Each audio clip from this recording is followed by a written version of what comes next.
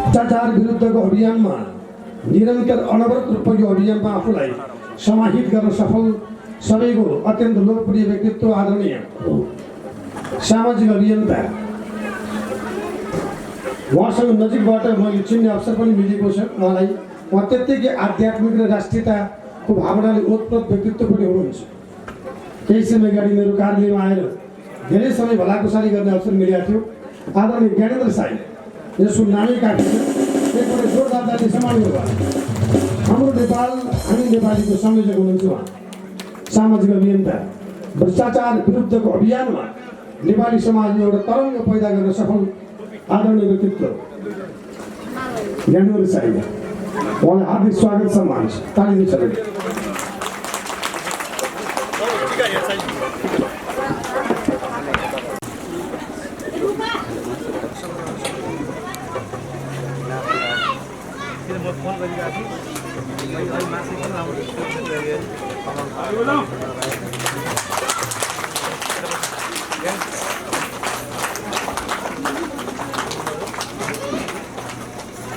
समयवश आज हाम्रो ज्ञानेन्द्र साईजीको जन्मदिन पनि परेको। उहाँको जन्मोत्सवको उपलक्ष्यमा उहाँको सुस्वास्थ्य दीर्घायु समृद्धि प्रगति उन्नति अभियानमा अनवरत अगाडि बढ्ने भाइ उहाँले पशुपतिनाथबाट कृपा प्रसाद कृपा कटाक्ष प्राप्त होस् भन्ने हार्दिक कामना गर्न चाहन्छु। केन्द्रीय सदस्य भीमसेन मैनाली हाम्रो नेपाल हामी नेपालीको अभियानमा हुनुहुन्छ। दिनेश केसी हुनुहुन्छ।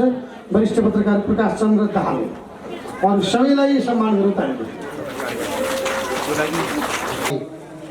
जीवनमा धेरै सुनेको थिएँ उहाँको बारेमा।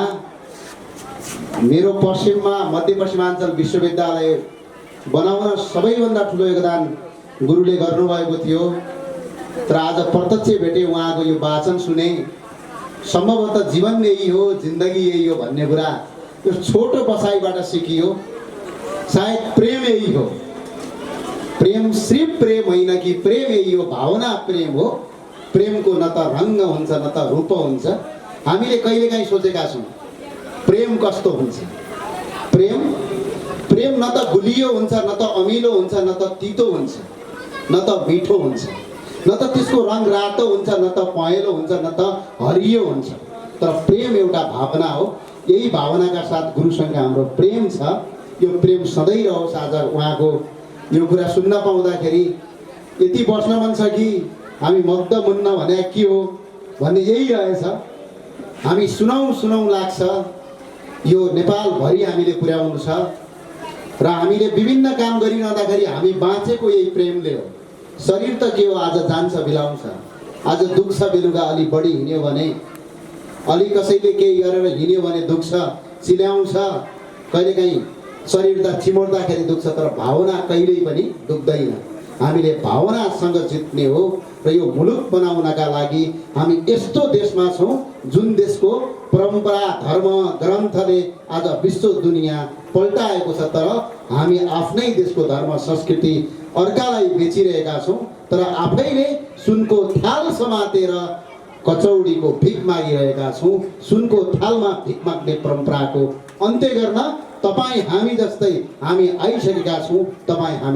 तपाईँले सहयोग गर्नुपर्छ भन्ने भावनाका साथ म तपाईँलाई अपिल गर्छु। र साथसाथै राष्ट्रियता सिर्फ भूगोल होइन। आज म जुम्लाको मान्छे, काठमाडौँमा पशुपति खड्काजीको मनको मान्छे भएको छु।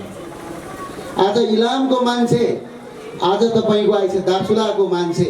पारिपट्टि दार्चुलाको मान्छे उसको आफ्नो हुँदैन, तर दार्चुलाको मान्छेलाई इलामको मान्छे प्यारो लाग्छ। इलामको मान्छेले त्यहाँ पारिपट्टि सिलगढीको मान्छे प्यारो लाग्दैन। यही हो राष्ट्रियता।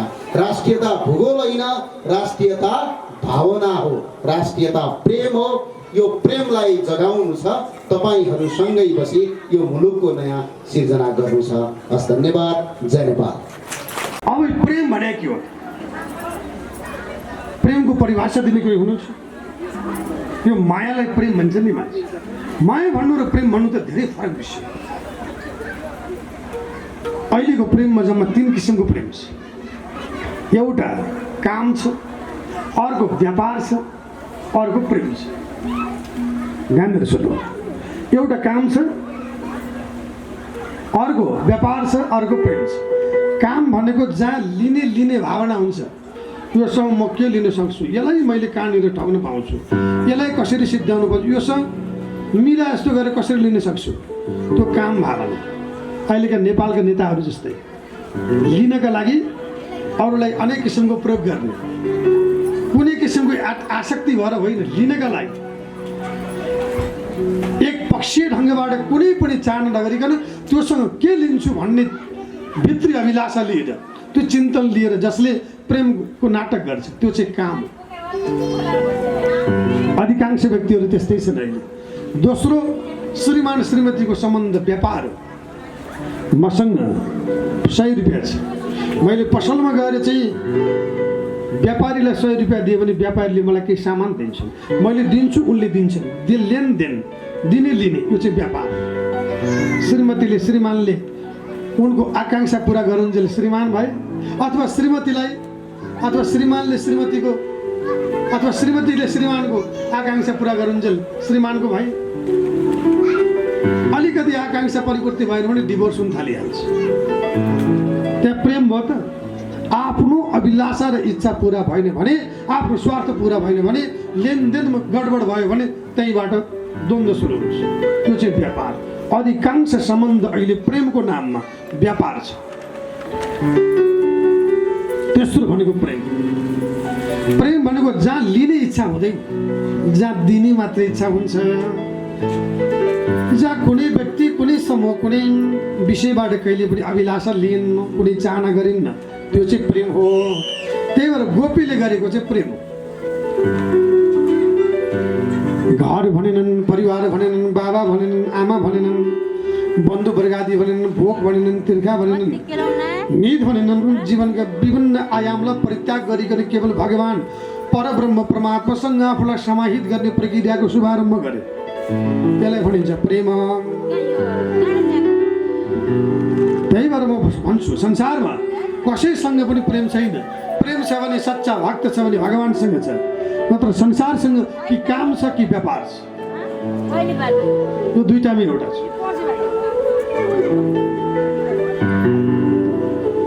यसरी महाराज परीक्षितलाई सुखदेवजी भन्नुहुन्छ कृष्ण भगवानको गोपीसँग प्रेम हो।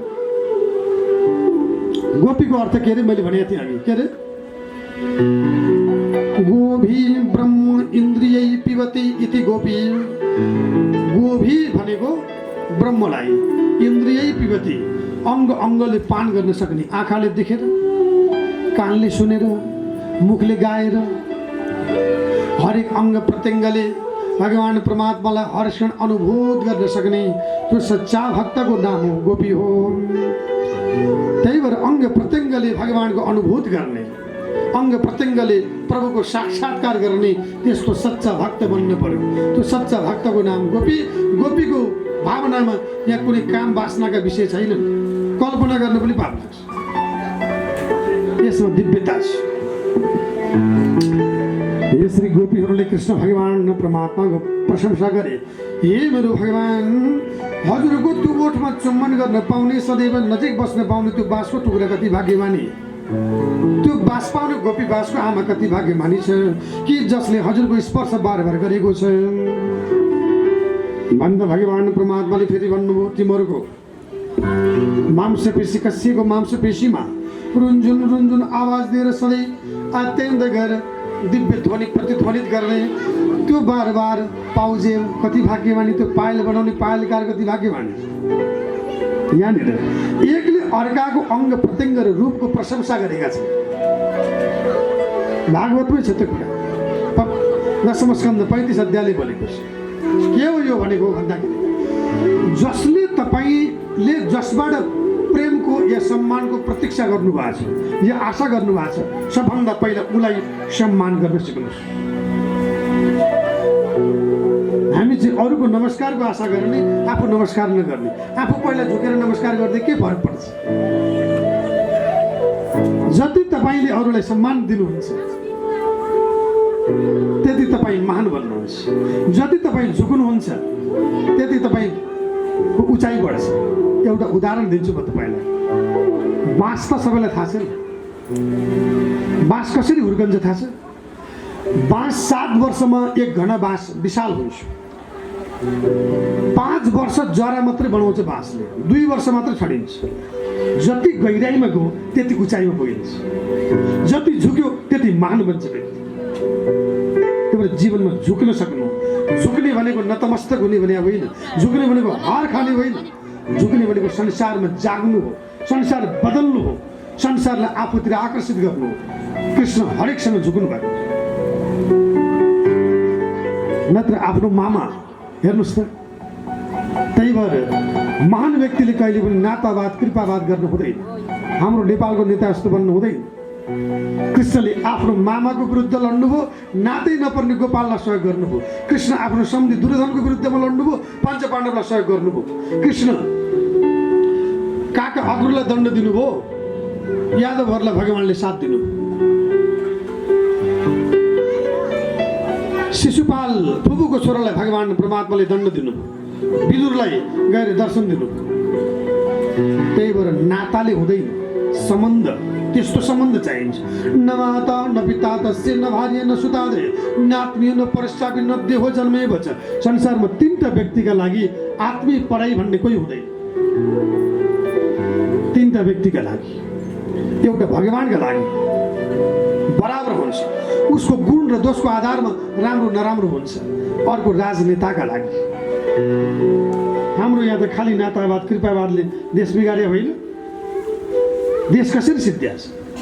मेरो छोरी, मेरो छोरो, मेरो बुहारी, फलाना मन्त्री यस्तो, मेरो चाहिँ साथी, मेरो सम्धिनीलाई राजदूत यो उ गरेर यसरी बिग्रियो होइन। कृष्णले त्यो गर्नुभयो, कहिले गर्नुभयो?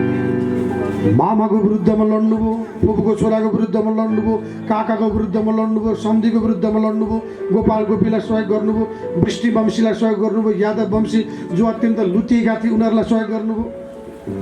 त्यो हो राजनेता बने कृष्णको सन्देश। अर्को गुरुको लागि पनि नाता गोता भन्ने हुँदैन। गुरुका लागि, राजनेताका लागि र भगवानका लागि सबै बराबर। त्यो कृष्णको सन्देश। श्री भगवान श्री हरि वासुदेव परमात्माले सबैले सम्मान गर्नुभएको छ। दुराचारी अत्याचारीलाई वध गर्नुभएको छ। अरिष्टासुर, बेमासुर, केशी। यो के हो त भन्दा असुर भनेको तपाईँभित्रको विकृति हो। विकृतिलाई असुर भन्दछ। दानव, राक्षस जे भने पनि व्यक्ति महान कसरी भन्छ? उसको आसुरी स्वभावको अन्त्य गरेपछि। व्यक्ति महान कसरी भन्छ? उसको दैवी गुणलाई अनुशीलन गरेपछि। कृष्णको सन्देश त्यही, राम्रो कुरा ग्रहण गर, नराम्रो कुरा फ्याँकिदेऊ। हामीलाई भगवानले सृष्टि गरेर पठाउँदाखेरि 2टा कान, एउटा मुख दिए, 2टा कुरा सुन, एउटा कुरा बोल। हामी चाहिँ 2टा कुरा सुन्ने, 10वटा मुखले बोल्ने, जे मन लाग्यो त्यही बोल्ने। आज यहाँ एउटा कुरा गरिरहेछ, भोलि अर्को कुरा गरिरहेछ, पर्सि अर्को कुरा गरिरहेछ, फेरि नेतातिरै जान्छ कुरा, फेरि बोलीको कुनै ठेगान छैन। कृष्णमा त्यो छैन। एउटा सिद्धान्त निष्ठ भन्नु भगवानको सन्देश दिएको छ।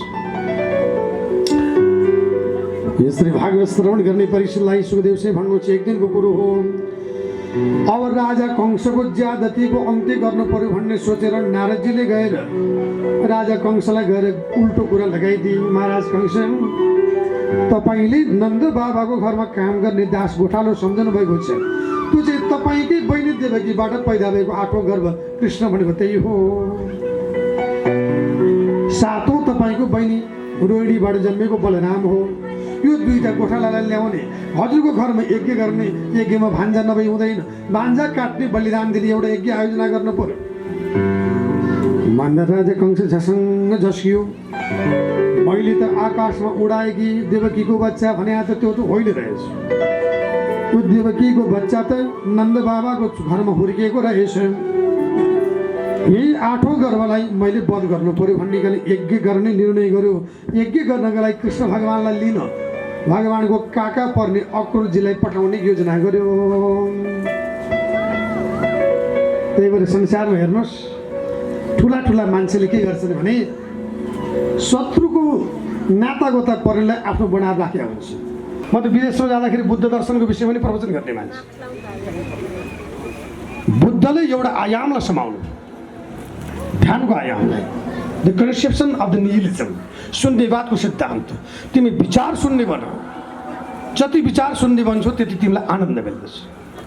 विचार विज्ञानमा खप्तरले के भन्नुभएको छ भने दिनमा 40 देखि 60 हजारवटा विचार यो मस्तिष्कमा तरङ्गित हुन्छ। गाडी देख्यो एउटा विचार, एउटा मान्छे देख्यो एउटा विचार, केही घटना देख्यो अर्को विचार, केही सुन्यो अर्को विचार, 40 देखि 60 हजार विचार दिनमा आउँछ। त्यो मध्येमा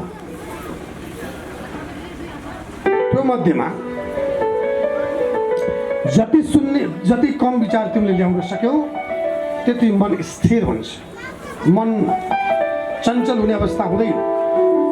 जति मन स्थिर हुन्छ त्यति तिमीलाई चाहिँ आनन्द मिल्छ। बुद्ध दर्शनको सार यही नै हो। निर्वाणमा निर भनेको छैन, बाण भनेको दुःख, दुःख शून्यतामा जाने प्रक्रिया। तर बुद्धले के भन्नु, कृष्णले के भन्नु, न कश्चित क्षणमपि जातु तिष्ठत्य कर्मकृत। तिमी जीवनमा एक क्षण पनि कर्म नगरी बस्न सक्दैन, किनभने कर्म तिम्रो धर्म हो। बुद्धले कर्म त्याग गर्नुभयो। संसारमा व्यक्ति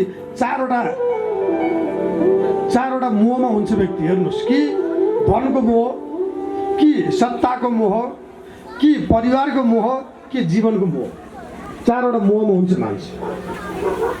पशुजी तपाईँले पनि ध्यान दिएर सुन्नु, चारवटा मोहमा हुन्छ मान्छे, कि परिवारको मोह, कि जीवनको मोह, कि धनको मोह, कि सत्ताको मोह। बुद्धले चारवटै मोह त्याग गर्नुभयो, तर कृष्णले केही कुरा त्याग गर्नु भएन, कुनै चिज त्याग गर्नु भएन। पर्याय लडाइँ पनि गर्नुभयो, सङ्गीतकार पनि बन्नुभयो, बाँसुरी बजाउनुभयो। वाम बाहु कृत वाम कपोलो बल्कित भोर धरारूपित वेणुम गायन पनि गर्नु, युगल गायन पनि गर्नु। गोठालो पनि बन्नुभयो, मजदुर पनि बन्नुभयो, किसान पनि बन्नुभयो, योद्धा पनि बन्नुभयो, राजनेता पनि बन्नुभयो, इन्जिनियर पनि बन्नुभयो, आफै द्वारिका सहर बनाउनुभयो, डाक्टर पनि बन्नुभयो। सानो उमेरमा गाईको दुध दही र घिउ खाऊ रोग लाग्दैन भन्ने कुरा पुष्टि। अहिले गाईको घिउमा, गाईको दुधमा कर्क्युमिन भन्ने चिज पाउँछ, त्यसले क्यान्सर रोग निको हुन्छ। त्यो त पुष्टि मैले हिजै गाईको गौतको महत्त्व कति छ भनिसकेको छु, गाईको दुधको महत्त्व कति छ भनेको छु। अहिलेका बच्चाहरू उम्रन पाएको छैन, अन्डा ल्याऊ, चाउचाउ ल्याऊ, यो ल्याऊ, ऊ ल्याऊ। तर भगवान् कृष्णले सानो उमेरमा गाईको दुध दही खाऊ, बाबुआमाले दिएनन् भने चोरी चोरी खाऊ भन्ने सन्देश दिनु। सानो उमेरमा गाईको दुध जसले खान्छ, अहिले नासाका वैज्ञानिकहरू जसले चाहिँ अमेरिकामा विज्ञानको परीक्षण गर्छन्, नासाका वैज्ञानिकहरू 1 ग्लास गाईको दुध खान्छन् हरेक दिन। तपाईँले गुगल सर्च गरेर हेर्नुहोस्। भगवान्ले पहिले भने होइन गाईको दुध खाऊ भनेर। हाम्रो दर्शन कति गहन्छ। त्यही भएर भगवान् कृष्णले केही त्याग गर्नु भएन। अझ म त के भन्ने भने नेपाल लगायत विश्वका कम्युनिस्टहरूले त सबभन्दा पुज्नु पर्ने भनेको भगवान् कृष्णलाई। किनभनेदेखि मार्क्सले मार्क्सवाद भने द्वन्द्वात्मक भौतिकवाद। पशुजी ध्यान दिएर सुन्नु होला, दर्शनको कुरा आछ, कहिलेकाहीँ भाषण गर्दा काम लाग्छ। कृष्ण भगवान्ले के गर्नुभयो, मार्क्सले सर्वहारा वर्गको अधिनायकत्व भने हो कि भाइ, कृष्ण भगवान्ले मजदुरको, किसानको, गोठालाको, केही नभएका गोपालहरूको सङ्गठन गरिकन सामन्ती रूपी कंशको राज्य सत्तालाई विस्थापित गरेर गोठाला, मजदुर, किसानको राज्य बनाएको हो कि। त्यही भएर नेपालका कम्युनिस्टहरूले अरूलाई मान्नुभन्दा कृष्णलाई मान्नुपर्छ। मार्क्सको गुरु त कृष्ण हो, किनभने म प्रमाण, म त दर्शनको विद्यार्थी। मार्क्सको गुरु हेगेलको गुरु कान्टको गुरु एरिस्टोटलको गुरु प्लेटोको गुरु भनेको वेद हो। उनले द रिपब्लिक भन्ने पुस्तकमा 2400 वर्ष अगाडि प्लेटोले लेखेकै छन् कि मेरो प्रेरणाको स्रोत भनेको वेद हो। वेदको गुरु भनेको एक हो ब्रह्म, शिव वा केशव वा। शिव भने पनि केशव भने पनि त्यही हो, केशव भनेको भगवान् कृष्ण भने पनि। त्यही भएर मार्क्सको गुरु पनि कृष्ण भगवान् नै हो। कृष्ण भगवान्ले मजदुर, किसान, गोठालाहरूको राज्य बनाउनु भएको छ। म एकछिनपछि त्यो कथा पनि म भन्छु। त्यही भएर कृष्णले के भन्नुभयो, संसारमा सबै कर्म गर, मजदुर पनि बन, किसान पनि बन, गोठालो पनि बन, गायक पनि बन, सङ्गीतकार पनि बन, जीवनमा सबै काम गर, तर मनको योगी बन। मनको योगी भनेको मन चाहिँ भगवान्भन्दा भिन्न आफूलाई कहिले पनि नसोचे। अहिलेको क्वान्टम बायोलोजीले भनेको कुरा पनि यही हो। परमाणुमा पदार्थ मात्र होइन, तरङ्गको स्रोत भनेको चेतना हो। सबै सर्व चैतन्यमय छ। Everything is like energy packet, everything is like a perishable. सबै कुरा चाहिँ पानी साबुनको फोका जस्तो हो, नाश हुन्छ, तर एउटा चिज नाश हुँदैन, त्यो तिमीभित्र भएको चेतना। त्यो त अहिलेको क्वान्टम फिजिक्सले पनि बोलिसकेको छ, गड पार्टिकल भनेर। त्यही भएर भन्न खोजेको सबैतिर चाहिँ कृष्णमय छ, सर्व कृष्णमय जगत, भगवान् कृष्ण सबैतिर व्याप्त हुनुहुन्छ। यसको मतलब के हो भने तिमी हरेक दिन खुसी हो, हरेक दिन जे गर्छौ, तिमी हरेक दिन हाँस। त्यही भएर कृष्णको फोटो हेर्नुहोस् त, हरेक दिन हाँसेको छ, नाचेको छ, हाँसेको छ, युद्ध गरेको छ, हाँसेको छ, गाएको छ, हाँसेको छ, बाँसुरी बजाएको छ, हाँसेको छ, दौडेको छ, हाँसेको छ, कसैले दही चोरेर खायो, चुट्टा पिट्न लाग्यो, हाँसेको छ, राजनीति गरेर हाँसेको छ। जीवनको अन्तिम क्षणमा पनि खुसी नै हो। त्यही हो रास भनेको। जहाँ रस छ त्यहाँ रिस छैन, जहाँ रिस छ त्यहाँ रस छैन। त्यो रसले जीवनयापन गर। कृष्ण भगवान्को सार त्यही हो। जो हाँस्यो त्यो नाच्यो, जो नाच्यो जीवनमा त्यही धेरै बाँच्यो। यो जीवन जिउने कला हो। कृष्णले ध्यान योग, कर्म योग, ज्ञान योग, यसरी भक्ति योग, भगवान्ले यस्तो किसिमको ज्ञान दिनुभएको छ हरेकमा। तेषां शतयुक्तानां भजतां प्रीतिपूर्वकं ददामि बुद्धियोगं तं येन मामुपयान्ति। यसरी भगवान् परब्रह्म कृष्णचन्द्र परमात्माले जीवनको हरेक आयामलाई समाउ। तिमी कर्म गर, किनभने कर्म त्याग नगर। बुद्धले कर्म त्याग गर भने, कर्म त्याग गरे भाइ मोबाइल कसरी बन्थ्यो, माइक कसरी बन्थ्यो, यो घर कसरी बन्थ्यो, खेती कसरी हुने। जीवनमा कुनै पनि कर्म त्याग नगर। तिमी कर्मयोगी बन। कर्मयोगी भने के हो? कर्म चाहिँ यहाँ गर, मन चाहिँ ईश्वरमा लैजा। हरिराम यो पनि कृष्णको, त्यो पनि कृष्णको, सारा संसार कृष्णको, म पनि कृष्णको, यो पनि कृष्णको।